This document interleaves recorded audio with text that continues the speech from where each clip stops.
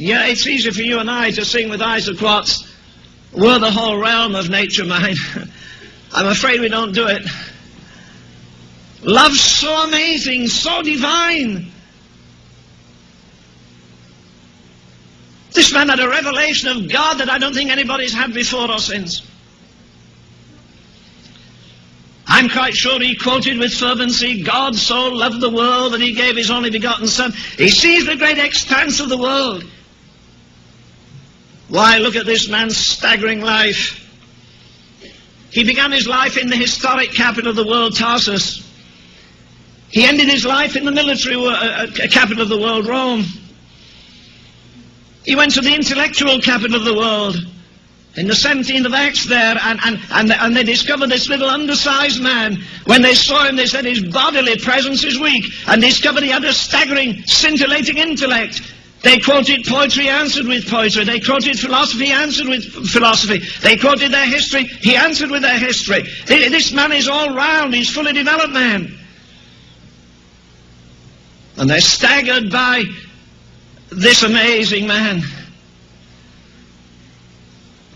And then he came to a situation that the great Scottish preacher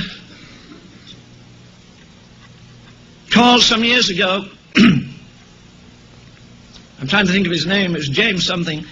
But anyhow, years ago he said, they listened intently to Paul.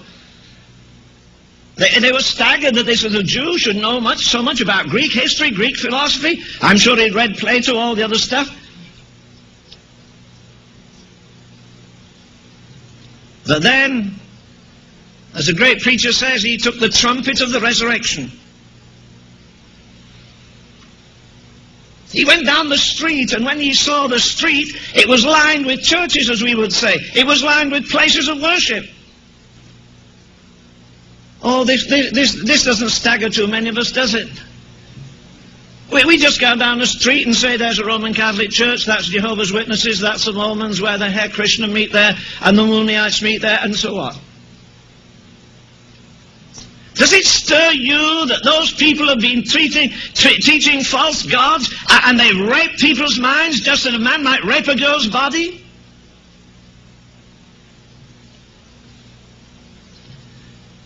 He says in the sleepy Elizabethan English that when he saw all these people, colossal intellects, many of them, and yet they were tricked and duped by false religion, and it says in the sleepy Elizabethan English that his spirit was stirred within him. I'm not very fond of the Amplified, except where it agrees with me, that the Amplified doesn't say his spirit was stirred within him. He says that when he saw all these people tricked, seduced by deceiving spirits, he was angry about it. Do you ever feel a holy anger? Okay, can you push over? There's quite a lot of people wanting to come in. Would you move that way and let them sit at the end here, on the end seats if you can? Move to the centre. And then they won't have to move everybody else.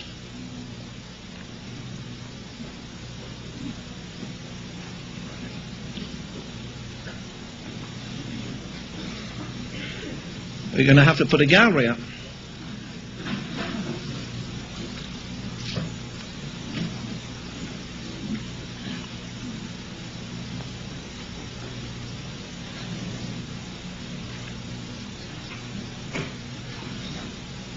Louis, there's some seats here. 1, 2, 3, 4, 5, 6, 7.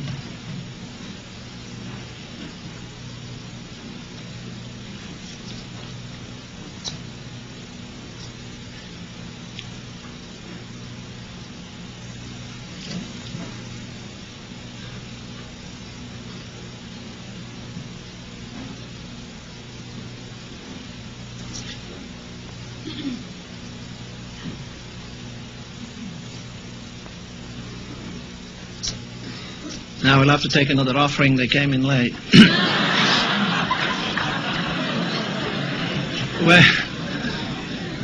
We're dealing with 1 Corinthians chapter 3. And talking about, at the moment, we're talking about the 14th verse of the epistle to the Galatians, where Paul says, God forbid that I should glory. No man ever had a pedigree greater than the Apostle Paul. Of the tribe of Benjamin, of the seed of Abraham, he has everything going for him. Again, I say, I believe he had a colossal intellect. I think he had a very brilliant mind. He met the philosophers. I said he began his life in the ancient capital of the world, Tarsus. He went to the intellectual capital of the world, which was Athens, and he reasoned with them there. And yet there is no epistle of Paul to the Athenians. Why? Well, I'm not going to criticize Paul. I'm just going to say this. He didn't talk about redemption. What he did say, and they couldn't believe it, he took the gospel trumpet to his lips. And he sounded the resurrection. You see, they did have an altar to an unknown God, and he said, that's the unknown God I declare to you. He made the heavens and the earth. His son died and rose again, and he was resurrected. And they showed him the gate. No, we can't listen to that kind of stuff. From there, he went from the intellectual capital of the world, and he'd been also, later he'll go to the religious capital of the world, Jerusalem, but he steps down from the place where they worship the brain to the place where they worship the body, Corinth.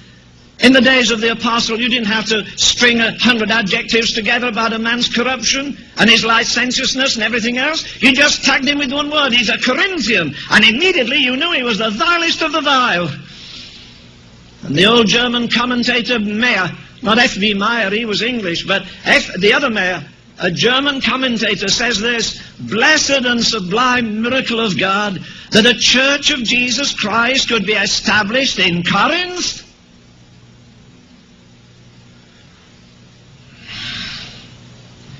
Shakespeare said you can't make a silk purse out of a sow's ear. God can do better than that. He can take the most depraved, despised, and rejected men and make them saints to God. It says in the 1st of Samuel that he lifts the beggar from the dunghill and makes them princes unto God. I remember about 15 or 16 years ago when we were working with Dave Wilkerson in those days when David was hardly known, and yet we had a full house. This side of the prayer chapel was filled with girls, this with men, and a little fellow stood up and he said, Brother Ravenhill has come to preach for us. The little Puerto Rican fellow, his face was radiant, and he said, before he sing, we stand up and sing. Sing the national anthem. Oh, I thought, baloney, sing the national anthem right before I preach.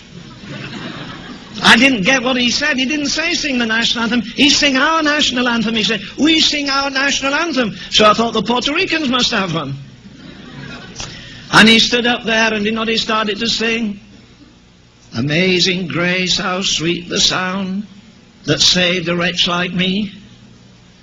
I once was lost, but now I'm found. 'Twas grace that taught me. 'Twas grace. And you know, before we got to the end,